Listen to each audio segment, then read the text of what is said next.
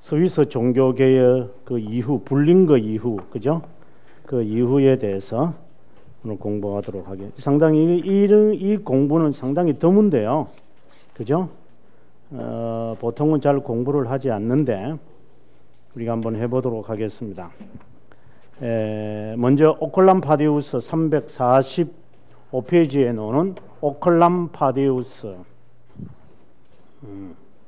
자, 우리가 이렇게 일단 정리해 보겠습니다.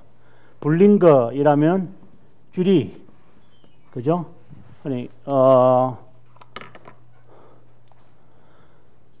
1531년에 쩌빙글리가 죽고 난 다음에 그 다음에 오클람 파디우스.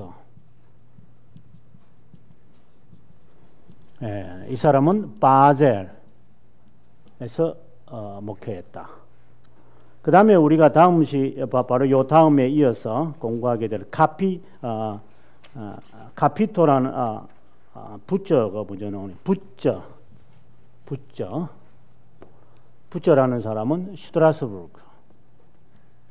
이렇게 딱 정리를 해야 되더라고요. 스트라스부르크. 지금은 스트라스부르 이렇게 하죠. 지금은 프랑스니까. 그때는 독일이었으니까. 그 다음에 이제 카피토. 그 다음 페이지에 보면 카피토가 나오게 될 것입니다. 네. 카피토가 스트라스부르크. 이렇게 그대로 쓰겠습니다.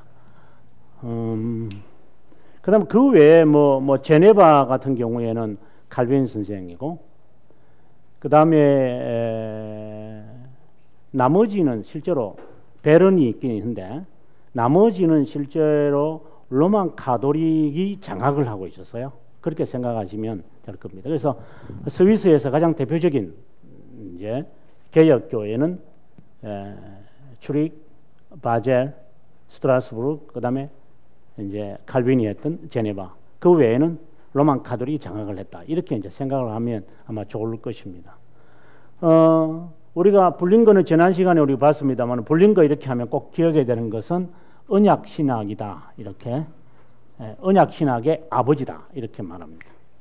그 다음에 오클람 파디우스 하면 거의 우리가 모르는 이제 상황입니다만, 제가 카피토에 대해서 제가 공부를 글을 써달라 그래서 이 사람에 대한 글을 썼는데, 이야, 책이 없어요. 온 세상에 책이 없어요. 딱 한 권 남아요, 한 권. 그래, 그 한 권 가지고 이제 카피토 연구를 한 거야. 여기 오클람 파디우스도 마찬가지고 부츠도 마찬가지예요. 나머지 사람들에 대한 연구는 별로 없다. 이렇게 생각하시면 아마 될 것 같습니다. 자, 그러나 공통점이 있습니다. 카피토, 부처, 오클람 파디우스, 불링거, 그리고 쩌빙글리. 다 공통점이 있는 것은 다 인문주의에서 출발한다. 그게 다 공통점입니다. 루터파는 이 사람들이 사제에서부터 출발을 하죠. 수도사 아니면 사제 이런 사람들이지만, 여기는 시작은 일반 교수 또는 인문주의자, 여기에서 이제 말씀을 읽다가 개종하게 되어진다는 공통성이 있습니다. 그리고 이들이 또 공통점이 있는 것이 뭐냐면, 항상 문제가 되는 게 성찬론인데, 성찬론에 있어서 루터파는 실제 임재를 이야기한다면, 이들의 대부분은 영적 임재설을 주장할 것이다. 그러면서 영적 임재설과 함께 이제 불링거 같은 경우에는 이제 쭈릭의 쩌빙글리를 이제 따라서 상징설을 이야기하기도 합니다. 아무튼 상징설이든 그리고 영적 임재설이든 간에 이 성찬론은 다 공통적으로, 그래서 불링거도 그렇습니다만 오클람 파디우스도 그 1530년 그 말부르 그 담화할 때 오클람 파디우스도 카피토도 참석하거든요. 참석을 해서 우리 여기에 쩌빙글리 편에 붙어서 이제 당연히 그렇죠. 루터의 공제서를 반대하는 입장을 다 서는. 그래서 성찬론에서 다 공통적인 것을 갖고 있는 것 같아요. 자, 그 외에 우리가 특징이 있는 것은 이제 안에 있는 책을 통해서 우리가 잠깐 보면 좋겠습니다. 먼저 오컬람 파디우스를 보겠습니다. 오컬람 파디우스 이렇게 하면 여기서 바젤을 생각할 수밖에 없는데, 바젤 하면 또 생각해야 될 게 두 가지가 있습니다. 하나는 로만 가톨릭의 그 종교회의 운동, 혹시 중세교회사에서 나오는 이야기입니다. 종교회의 운동, 운동. 컨실리어 무브먼트라고, 영어는 컨실리어 무브먼트 이렇게 되는데, 이게 뭐냐면은 이제 중세 시대 때 교황이 3명이었습니다. 이 3명을 어떻게 해결해야 되니까 이걸 어떻게 해결해요? 한 사람은 아비뇽에서, 한 사람은 로마 청에서, 또 한 사람은 종교회의에서, 이렇게 3명이 이제 등장을 하자 1415년에 우리가 아다시피 콘스탄츠 종교회의에서 얀 후스를, 그죠? 얀 후스를 화형시키는 이 콘스탄츠 종교회의에서 이제 해결을 나려고 했죠. 근데 이게 해결이 되나요? 회의 딱 했다고 해서 뭐 종교회의가 그 교황 위에 있다, 그러니 1415년에 콘스탄츠 종교회의에서 다 물러가라, 그래서 우리가 새로 뽑겠다, 이렇게 뽑았다고 해서 이 사람들이 그만두나요? 지금 이제 우리 학교도 마찬가지지만 교육부에서 그만두라 해서 그만두나요? 그거는 상식이죠.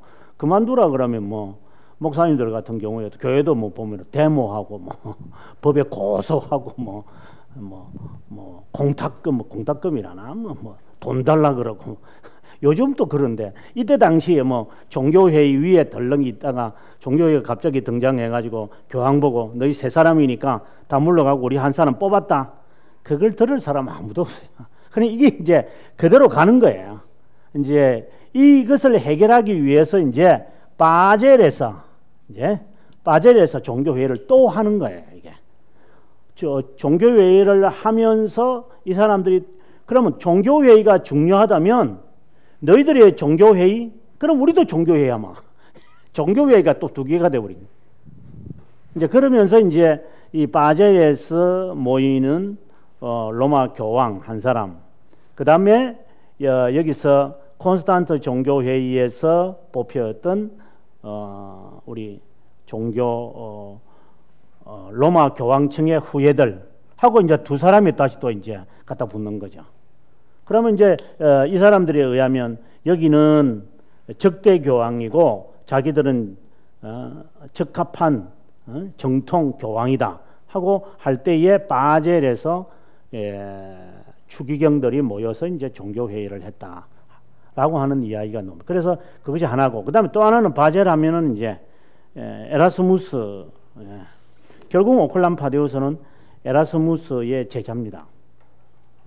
저 밑에 줄에 보면은 에라스무스가 바젤에 와서 많은 사람들에게 인문주의를 강의했다.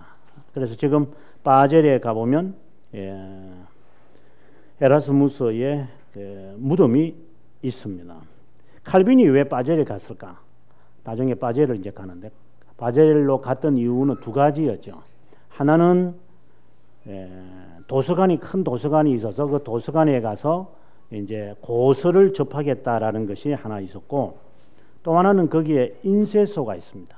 그래서 스위스에서 인쇄소는 딱 바젤에 하나밖에 없습니다. 그래서 사람들이 책을 인쇄하려면 바젤로 다 모였습니다. 그래서 지금도 바젤 인쇄소는 세계적이죠.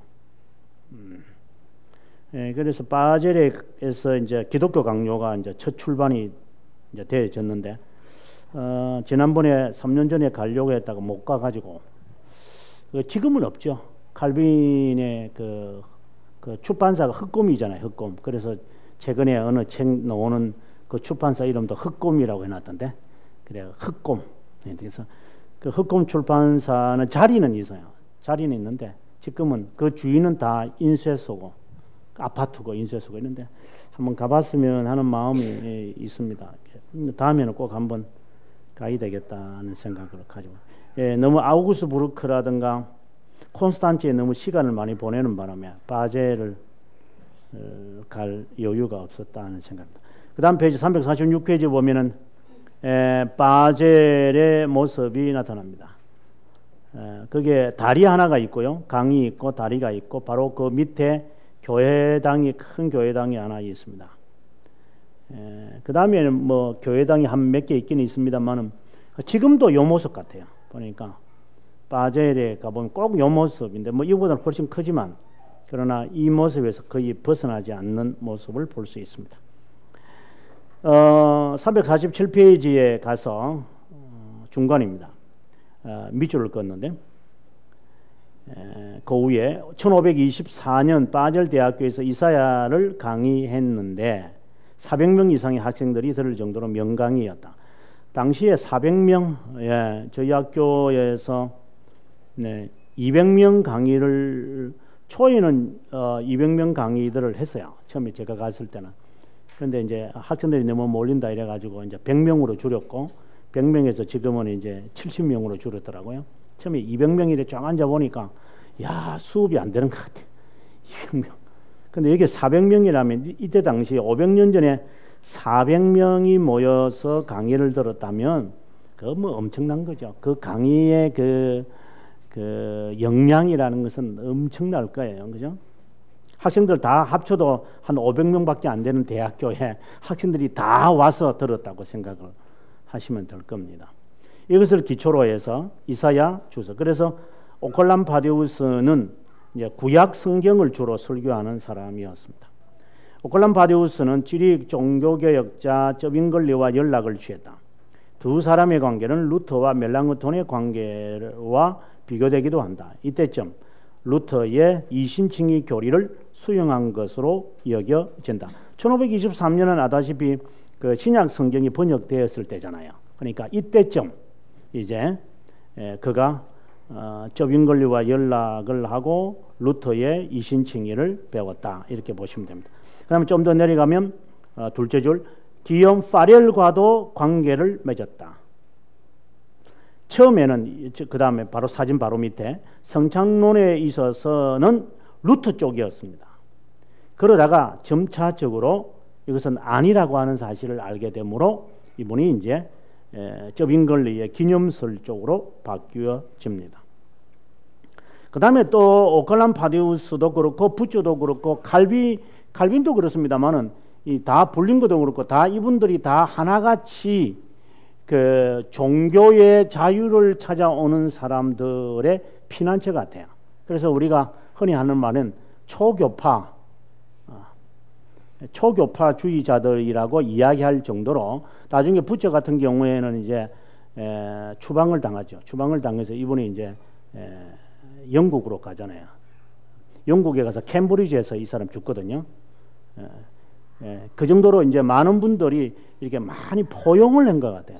이게 이제 개혁 신앙이 당시에 많은 사람들에게 쉽게 받아들일 수 있었던, 그러니까 보수가 아니라, 우리가 흔히 말하는 보수가 아니라 누구든지 와서 말씀을 배울 수 있는 그러한 분위기가 이 스위스 종교개혁자들에게 있었다. 여기 보시면 제세레파 한스 탱커, 토마스 뮌처, 그 다음에 제세레파 발타자르 훈마이어, 나중에는 그 제가 연구했던 세르베투스까지도 다 이 사람들에게 와요.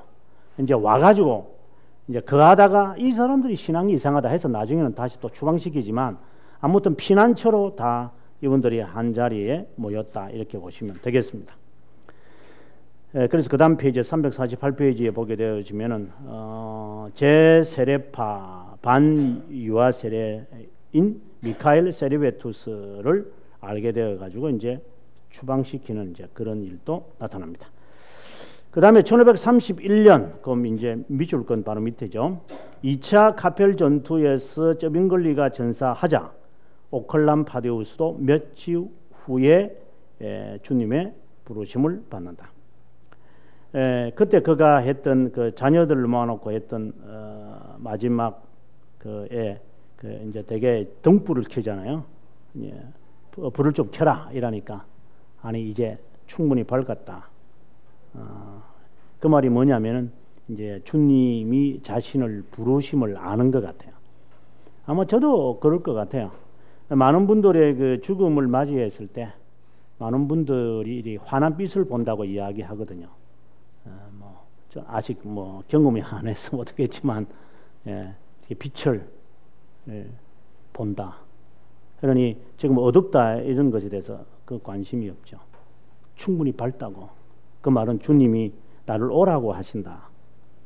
이런 이야기가 충분히 이해되는 것 같아요. 제일 밑에 줄에 오클람 파디우스는 바젤의 종교개혁자이면서 목회자였다. 교회 질서와 기강을 무엇보다도 중요시했다. 그 다음에 성경적인 교회 정치를 구형하고자 했다. 그래서 팀 목회를 하는 거죠. 4명의 목회자, 4명의 권위자, 4명의 일반 신자로 구성된 교회 회의. 이것은 이제 칼빈은 나중에 이제 장로 회를 만든 거죠. 이 모양을 갖고. 그 다음에 이제 마틴 부처를 보겠습니다. 마틴 부처가 등장하는 것은 밑줄을 그었습니다만은 1518년 루터가 하이델베르크에 와서 논쟁을 할 때 그때가 이제 1차였잖아요. 1차 할 때 스타우피츠하고 이제 1대1이 이제 만났는데 그 이야기를 들어요. 하이델베르크에 와서. 그러고 난 다음에 그를 만납니다. 그 회의에는 참석을 못하죠. 조그마한 방이니까. 조그마한 방에서 사무실 같은 데서 이렇게 식당에서 서로 이야기를 했으니까. 그리고 그때 루터를 만나고 난 다음에 이제 그의 이제 신학이 바뀌어지기 시작합니다. 그리고 그는 곧장 이제 당시의 로만 가톨릭에 대한 여기 보면 아퀴나스주의에서 이별을 선언했다. 스콜라주의와 아퀴나스주의에서 이별을 선언하고 인문주의와 개혁의 반열에 본격적으로 들어선다. 유협을 느낀 부처는 1521년 공식적으로 도미니코 수도회와 결렬한다. 좀 더 이제 내려가면은 이제 루터파 오시안드와도 만나서 견해를 나눈다. 이 오시안드는 이제 본질적 의라고 하는 것을 갖고 칼빈에게서 대개 이제 한번 큰 어려움을 당하죠. 이 본질적 의는 로만 가톨릭이다. 이런 이제 이야기를 하는데 아무튼 루터파와 접촉을 하다가 제일 밑에 보면 결혼도 했습니다만은 그 다음에 이제 누구에게 편지를 쓰냐면 쩌빙글리에게 편지를 씁니다. 그 다음 페이지 보시면 쩌빙글리에게 편지를 써서 내가 더 이상 이렇게 도망 다닐 수 없으니 목회지를 알려달라. 이래서 쩌빙글리가 목회지를 소개하는데 그게 바로 스트라스부르크였다. 이렇게 보시면 됩니다. 근데 스트라스부르크는 이미 이제 다른 사람이 목회하고 있었어요. 그렇지만 그분이 돌아가시고 난 다음에 바로 이어서 그가 이제 목회를 했어요. 그 좀 더 중간에서 내려가면 가일러라고 하는 사람이 스트라스부르크에서 개혁 운동을 하고 있었는데 그가 이제 세상을 떠나자 그 다음에 그 밑에서 넷째 줄에 보시면 제일이라고 하는 사람이 또 목회를 했고 그것이 끝난 후에 바로 이분이 이제 목회자가 됩니다. 그 토마스 거기에 가보면 교회가 있어요. 아직도 그 부처가 목회한 교회가 그 토마스 교회라고 커요.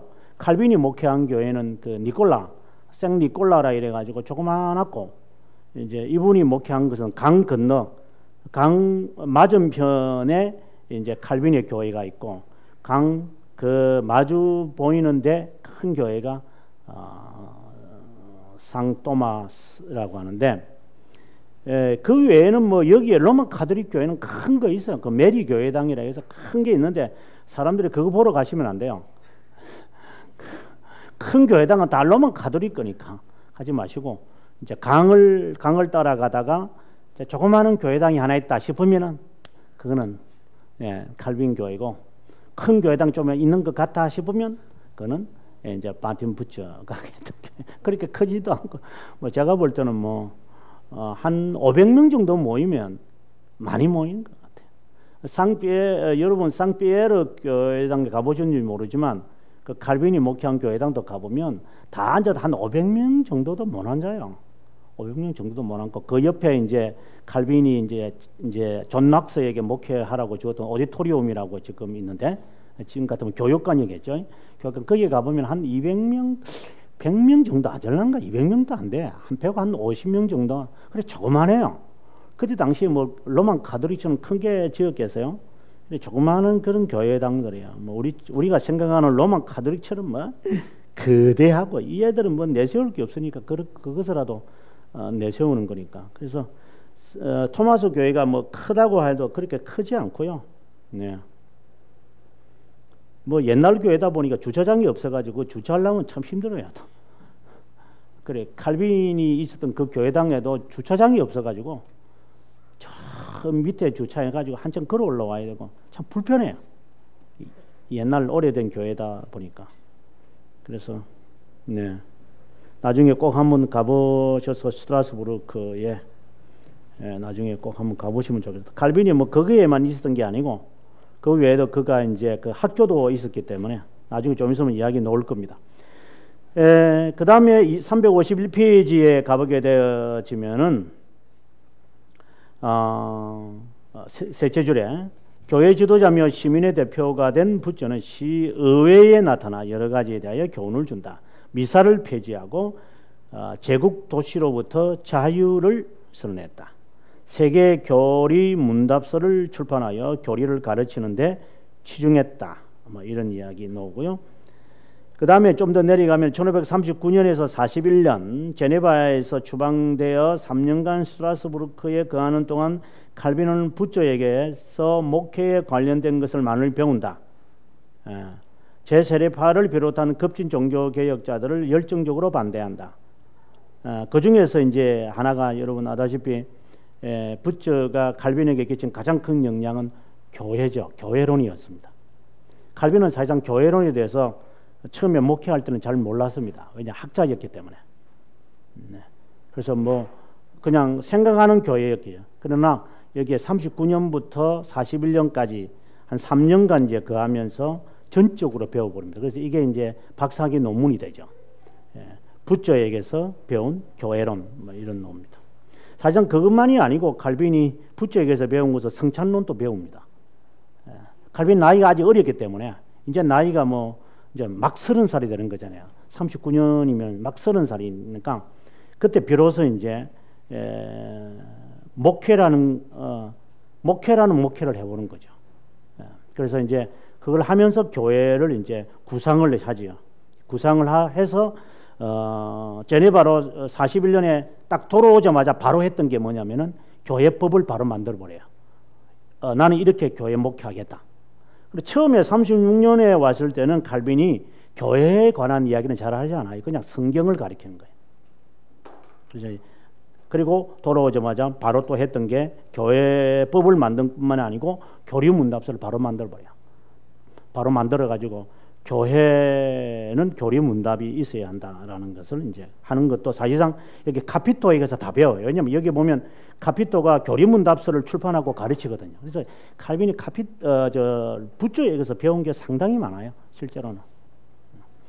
그것만이 아니고 가장 큰 것이 뭐냐? 결혼하게 되는 거죠. 이제 칼빈이 이제 연애를 할 줄 모르니까 공부밖에 모르니까 저걸 어떻게 해야 되나 이래서 이제 결국은 이제 이들렛들을 소개하게 되어져서 칼빈이 굉장히 위로를 많이 받고 그래서 그래 부처를 굉장히 존경을 하고 나중에 제네바에 가서도 편지를 많이 쓰죠. 파레라고 부처에게 보내는 편지가 제일 많아요. 그만큼 부처를 영적 아버지로 그가 이제 볼 정도였습니다. 그 다음에 351페이지 밑에 보게 되어지면은 이제 초교파주의를 이제 구상을 하다가 결국은 이제 여기서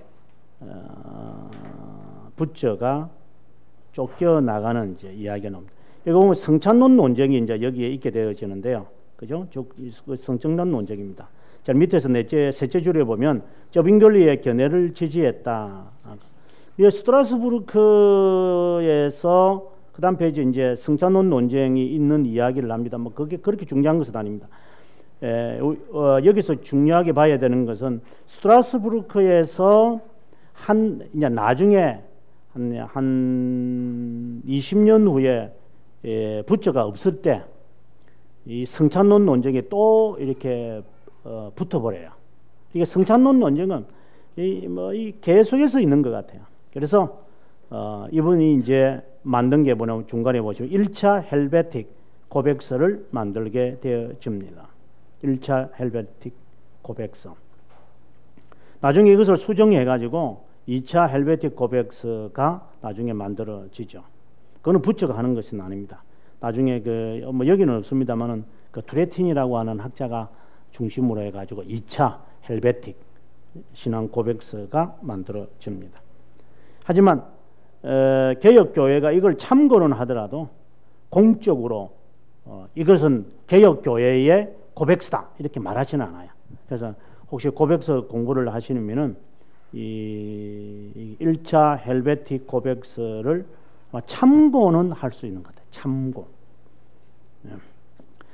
그 다음에 이제 넘어가서 353페이지에 둘째 줄에 까를 5세가 1548년 아우구스부르크 잠정협정을 프로테스탄트들에게 강제로 서명토록 하자 이에 부처는 거부하게 되죠. 그래서 결국은 추방을 당해요. 그래서 추방을 당해서 결국 영국으로 가서 당시에 에드워드 6세가 정치하고 있었기 때문에 에드워드 6세가 1547년에서 53년까지 있었으니까 이분이 48년에 추방당하니까 이제 충분히 가서 있는 거죠. 그러다가 이제 메리가 이제 53년부터 피해 메리가 이제 되니까 이제 어려움을 당하고 그런 일이 있습니다만 아무튼 이제 영국으로 가게 되는 것이 크렘머라고 하는 학자가 나중에 우리가 영국 종교계 갈 때 제가 알려드리겠습니다. 1153페이지에 그림이 하나 있고요. 이거는 지금 전쟁하는 모습에 나오는 사진입니다. 그 다음에 이제 넘어가서 354페이지에 영국에 49년에서 51년 2년 반 동안 거하면서 영국 종교개혁에 지대한 영향을, 이 말이 무슨 말이냐면 바로 청교도 신앙을 과연 영국 사람들이 어디서 배웠을까요? 그게 바로 부처였죠. 그래서 부처가 가서 개혁신학을 사람들에게 다 심어줘요. 그래서 이제 영국 종교개혁의 견인차 역할을 하는 거죠. 초창기에는 이 사람들이 그냥 루터주의였습니다. 영국 사람들도. 그러다가 부처가 가서 이제 개혁신앙을 가르쳐 준 것입니다. 그 다음에 이제 좀 더 한 5줄 내려가 보시면은 공동기도서, 이거는 토마스 크렘머가 만드는데 그때에 이분이 이걸 완전히 개혁신앙 쪽으로 완전히 다 만들어 버려요. 그래서 굉장한 역할을 많이 하죠. 그 다음에 이제 좀 더 내려가면 그리스도의 왕국에 대하여라는 글을 썼는데 이것이 나중에 이제 바젤에서 출판이 되어졌다. 그래서 하나님 나라라고 하는 연구를 하게 될 때에 우리가 뭐 하나님 나라 이라면은 뭐 바빙크가 쓴 책을 사람들이 좋아하지만 실제로 하나님 나라 이렇게 이야기하게 될 때에 이제 우리가 프라이머리 소스로 제일 먼저 우선적으로 봐야 될 책은 부처가 쓴 이 하나님의 나라라고 하는 개념. 근데 실제로 신 칼빈주의가 이제 시작하게 될 때 이제 19세기 말에 아브라함 카이퍼에 의해서 시작하게 될 때 이 사람의 머릿속에서 이 구현하고자 했던 그 아이디어가 무엇이었을까? 이라면 부처가 구현을 했던 이 책, 하나님의 나라라고 하는 이 책에서 이 아브라함 카이퍼가 영향을 많이 받아요. 물론 칼빈주의지만 그만큼 이 책은 굉장히 좋은 책이었어요. 그래서 하나님의 나라, 이 나라가 어떻게 이 세상에 이루어져야 되느냐 하는 것에 대해서 아주 잘 이야기되어졌다고 봅니다. 그러고 난 다음에 죽고 난 다음에 피에 메리가 등장을 해가지고 56년에 시체 끄집어내가 불태워버렸어요. 아주 잔인한 여성이죠. 그러니까 또 4년 후에 엘리자베스가 또 그 파낸 자리에 또 동판을 깔아놔 버렸어요. 지금은 시체가 없는 동판만 있어요. 동판만 요네. 지난번에 여기에 가보지는 못했는데. 네. 자, 그러면 카피토 보도록 하겠습니다. 카피토 제일 밑에 보시면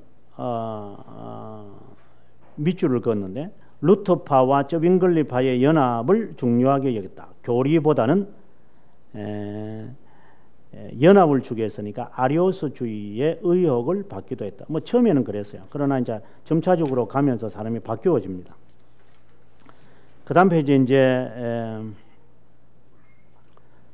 자세하게 제가 설명을 안 한 이유는 이제 제가 쓴 책에서 참고하라라는 의미에서 이제 했습니다. 그래서 이 부처가 쫓겨나고 난 다음에 바로 스트라스부르크에서 그가 목회를 했다고 보시면 좋겠습니다. 뭐 따로 목회한 것이 아니라 같이 목회했다고 보시는 게 좋겠습니다. 그 다음에 이제 넘어가서 이제 프랑스 종교개혁으로 이제 넘어가도록 하겠습니다. 프랑스 종교개혁. 355페이지에 있는 프랑스 종교개혁. 프랑스 종교개혁 하면 칼빈을 떠올려야 되겠지만 칼빈 전에 목회했던 전 종교개혁자들을 살펴야 됩니다.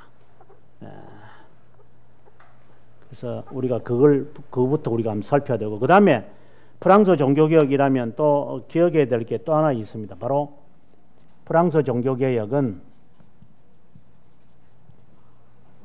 첫 번째로 전 종교개혁자들을 보셔야 됩니다. 그 다음에 두 번째로는 위그노 전쟁을 보셔야 됩니다. 이건 다른 말로는 프랑스 종교전쟁이라고 합니다. 60년. 프랑스의 위그노 전쟁, 이것이 이제 결국은 1598년에 마무리되고, 그리고 1648년에 없어졌다가 1485년이 아니고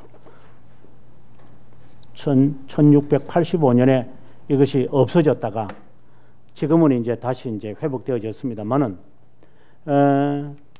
1598년에 낭트 칙령을 통해서 종교개혁의 이제 종교의 자유를 얻는, 그렇다면 이게 60년 전쟁이니까 1530년부터 시작을 해서 프랑스의 칼빈주의자들인데요. 이 사람들이 처음에는 칼빈주의자는 아니죠.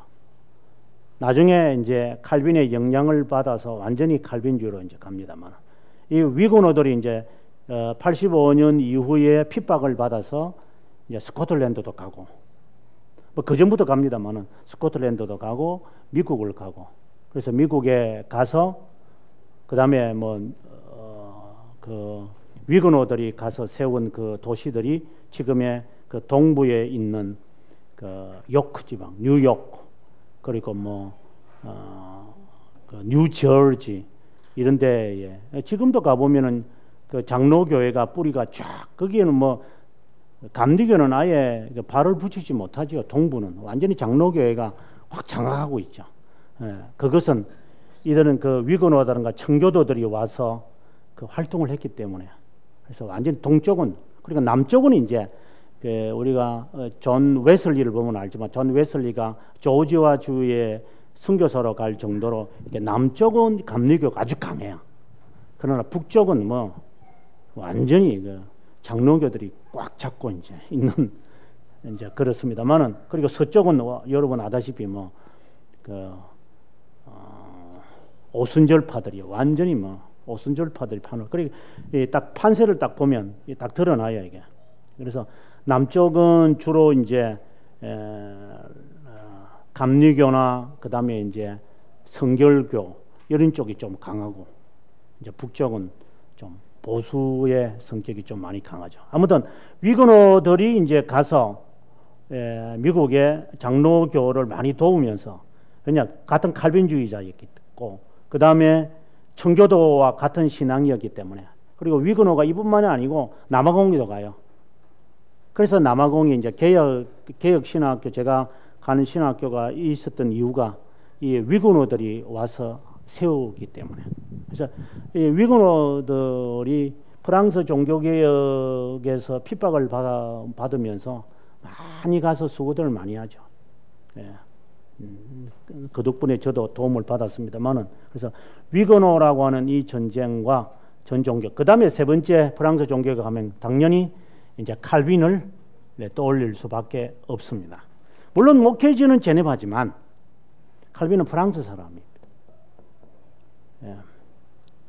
그래서 프랑스 사람으로서 제네바에서 목회를 한 사람이니까 우리가, 그리고 스위스 사람, 아까 우리가 봤던 불링거라든가 콜란 파디우스, 카피토 뭐 이런 사람들과 교제는 했지만 칼빈은 여전히 프랑스 사람이었어요. 그 사람.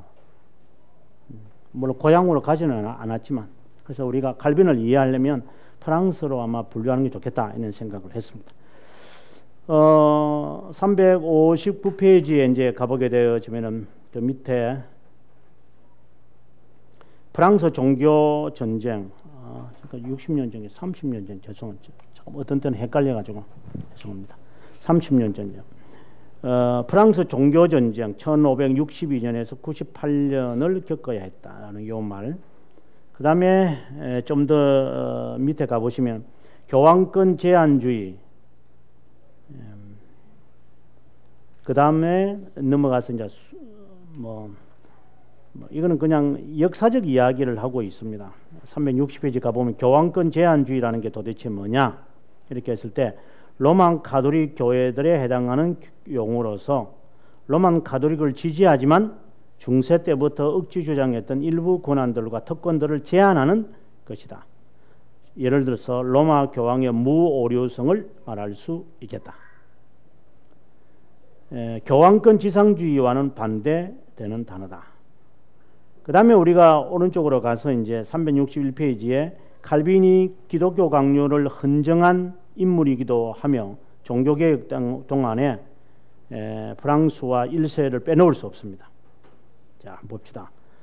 프랑스와 1세는 1494년에서 1547년, 이 프랑스와 1세 상당히 흥미있는 친구입니다. 프랑스와 1세가 1547년에 죽었는데, 프랑스와 1세하고 누구하고 상당히 경쟁이었느냐면 헨리 1세하고인데, 이 사람들이 두 사람 다 같은 해에 죽어요. 상당히 흥미있는 것 같아요. 이 두 사람들은 서로 싸움입니다. 이 프랑스하고 영국은 굉장히 싸움을 100년 전쟁에서부터 시작합니다만 같은 해에 죽어요. 예. 그래서 종교개혁 동안에 활동했던 프랑스 왕, 그 다음에 헨리 1세란다. 헨리 8세.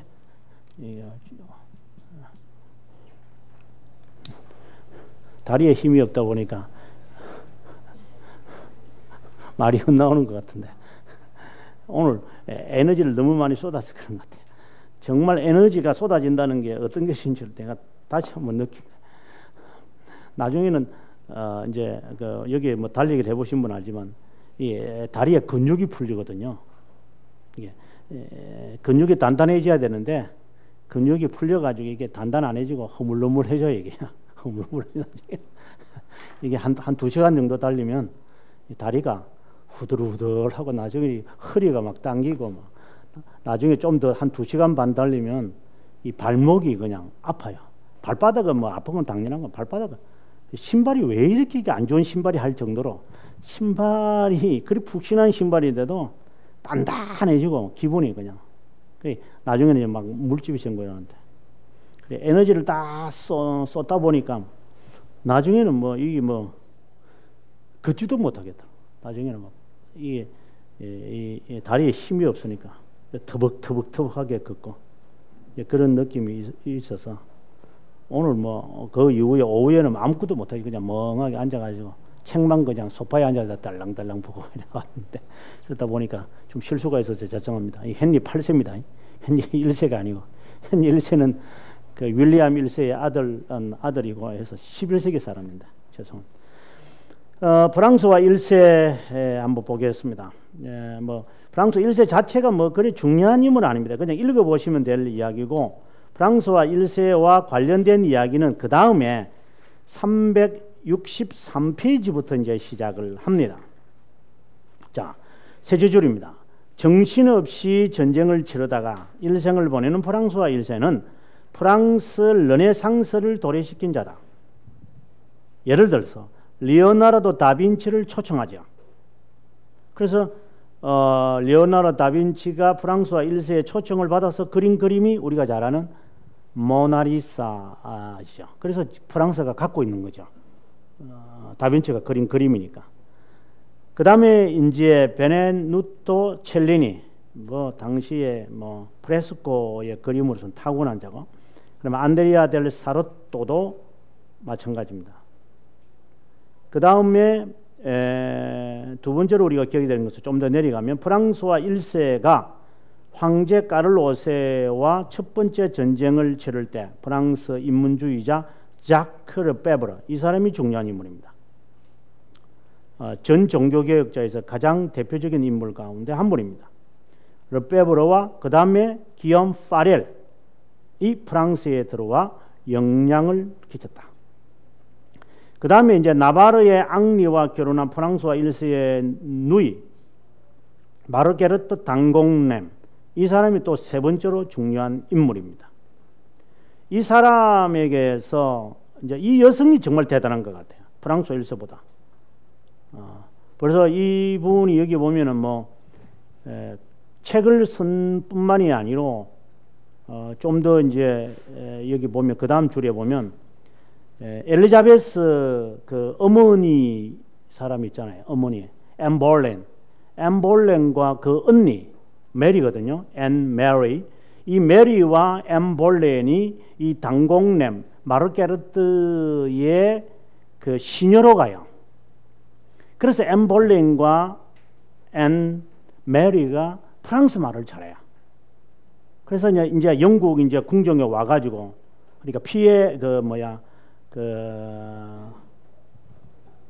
헨리 8세의 그 첫 번째 아내인 그 캐서린의 그 궁정에 그 여종으로 들어가요. 그 들어갔을 때 프랑스 말을 워낙 잘하니까 완전히 헨리 8세가 뿅 하고 가버려요. 그냥 생긴 거는 내가 볼 때는 그렇게 예쁜 건 아닌 것 같아요. 여성이 예쁘다고 해서 남성의 매력을 끄는 건 아니잖아요. 그 뭐 예쁜 거 뭐 눈썹 시커멓게 바르고 그냥 빨갛게 칠하면 뭐 예쁘게 볼 뿐이지. 근데 이 워낙 이 자태와 이것이 이제 여기서부터 왕족에게서 몸이 빼여 있는 그 자태에 헨리 8세가 완전히 반해버리죠. 그래서 그 두 여자하고 다 결혼을 하잖아요. 그래서 언니하고도 결혼하고 뭐 결혼이라고 하면 안 되지만 어쨌든 이건 완전히 좀 좋지 못한 사람이니까 헨리 8세가. 그래서 그 언니하고도 이제 그 연애를 하고 동생하고도 연애를 하고 그 두 여자가 다 여기에 당공렘에게서 이제 시녀 활동을 했기에 나중에 보시면 48년에 엘리자베스는 그의 작품을 영어로 번역을 한다. 네. 그만큼 굉장히 가깝게 지냈다 이렇게 보시면 되겠습니다. 그래서 프랑스 종교개혁에서 빼놓을 수 없는 세 인물 자크 르페브르, 나중에 칼빈이 다 만납니다. 기욤 파렐, 뭐 잘 아다시피 그 다음에 마르게르트 당공렘. 마르게르타 당공렘의 딸이 이제 그 다음 페이지 보시면 365페이지에 잔느 달버레라고 하는 여성이 나옵니다. 이 달버레라고 하는 여성의 아들이 바로 앙리 4세고 이 앙리 4세가 1598년 낭트 칙령을 발표하는 아들이 됩니다. 그러니까 위건호죠. 그래서 우리가 이거는 프랑스 종교 개혁에서 빼놓으면 안 돼요. 그래서 마르게르트의 당공렘의 딸 잔느 달버레, 그 다음에 앙리 4세, 앙리 4세가 낭트 칙령을 발표했다. 뭐 그렇다고 해서 앙리 4세가 훌륭하다, 그는 절대 훌륭한 사람 아닙니다. 그냥 정치적으로 발표했을 뿐이다. 그러나 이 계통은 기억하셔야 돼요. 아주 중요한 인물이고, 그리고 이 당공렘이라는 이 여성 마르게르트 당공렘은 이제 전 종교 개혁자들을 다 후원해요. 그래서 칼빈이 나중에 도망 다닐 때 이 마르게르트 당공렘의 이 곳까지 이분이 있는 성까지 가요. 그러니까 여기서 종교에 그분이 당시에 이제 1533년 이후에 좀 어려움을 당하잖아요. 칼빈이 그때 이곳에 가서 기거해요. 하여튼 그 모든 그 배경에 하여간 마르게르트 당공렘이 있다, 이렇게 생각하시면 굉장히 중요한 인물이죠. 네. 그 다음에 이제 넘어가서 이제 마르게르트 당공렘이라는 여성을 보겠습니다.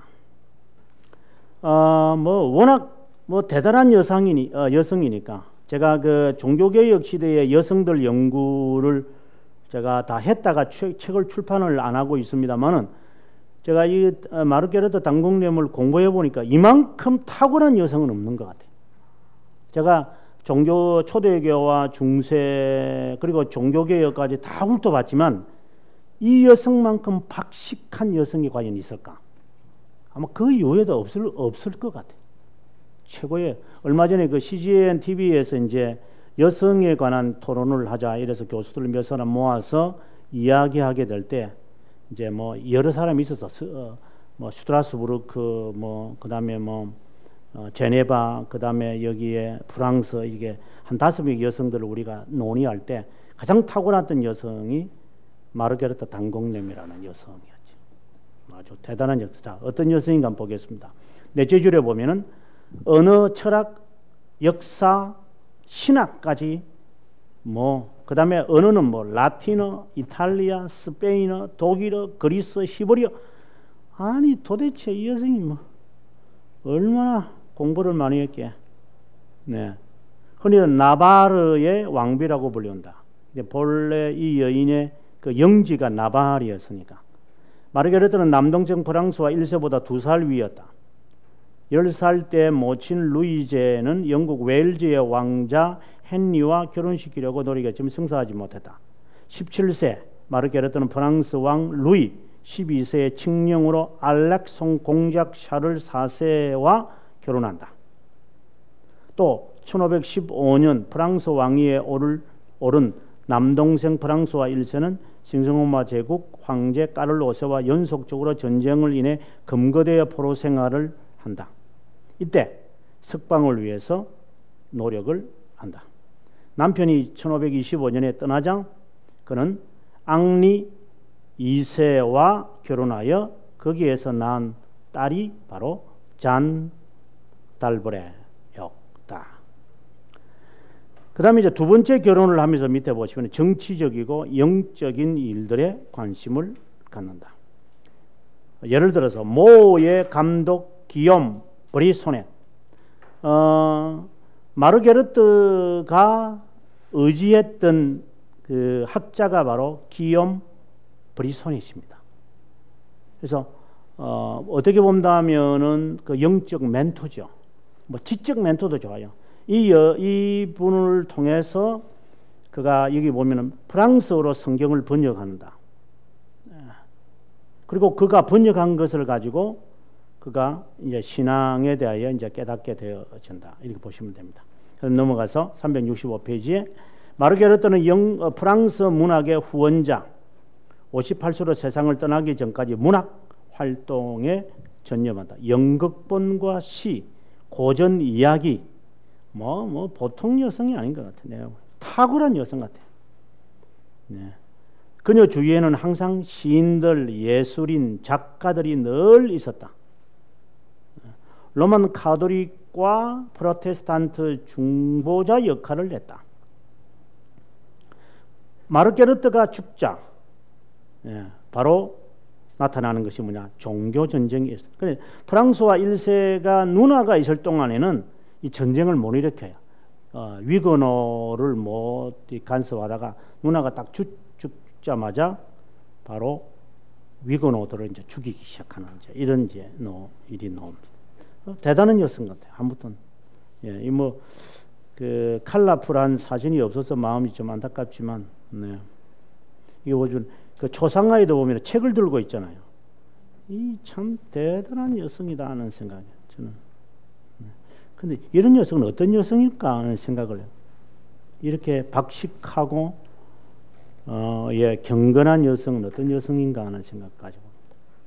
365페이지 잔느 달보레 그의 딸. 뭐 여성은 그렇게 뭐 중요한 여성은 아닌 것 같아요. 그 밑에 보면 1547년 20살에 앙투앙 드 부봉과 결혼을 하여 이제 나중에 우리가 알지만 그 앙리 4세를 낳는다. 뭐 이런 이야기. 그다음 페이지 넘어가겠습니다. 종교 전쟁을 있게 될 당시에 프랑스 그 지도를 보죠. 파리를 한번 보시고요.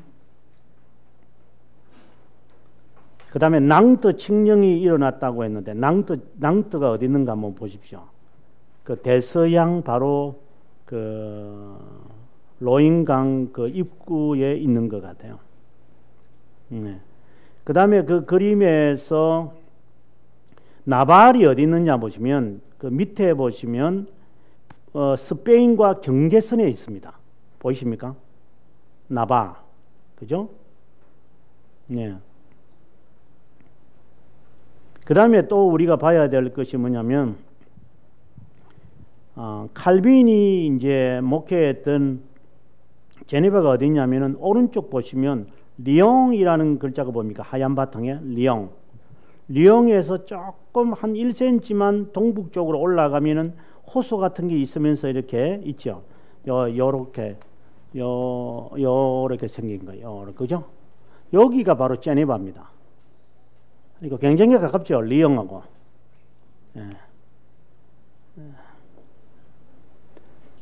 그 다음에 요 그림이 그 다음에 제일 위에 보시면 샴페인이라고 있을 겁니다. 샴페인. 정말 샴페인입니다. 한번 여기를 지나가시면은 그 포도 냄새가 납니다. 쫙. 저는 뭐 포도주 잘 안 마시니까 안 마시는 게 아예 안 마시니까 다 마시고 싶은가 봐요. 사람들 그 지나가면 너무 싸니까. 여기에 지중해에서 파는 뭐 코카콜라만큼 싸니까 막 가면 뭐 한국 사람들은 막 그냥 거치해 가지고 좋아하시는데 가끔씩 목사님들도 많이 마셔요. 가가지고 왜냐면은 싸니까 뭐 그냥 물은 뭐야 뭐 에비앙 물보다도 싼데 뭐 맛이 뭐 여기 성도들도 없는데 꿀떡꿀떡 마시고 이렇게 그 다음 날 늦게 일어나고 뭐 그런 분들도 있다는데 저는 그런 분 봐지 못했지만 그런 분이 있다는 이야기만 들었어요. 일단 샴페인 지역 그러니까 칼빈이 살았던 데가 파리에서 샴페인 그 사이에 바로 너와용이 있다고 보시면 됩니다. 너와용. 칼빈이 파리에 이제 고등학교, 중학교를 가는 이유가 그 사이에 이제 학교가 있다고 합니다. 네. 오늘은 여기까지 하고 다음 시간에 종교 전쟁부터 공부하도록 하겠습니다.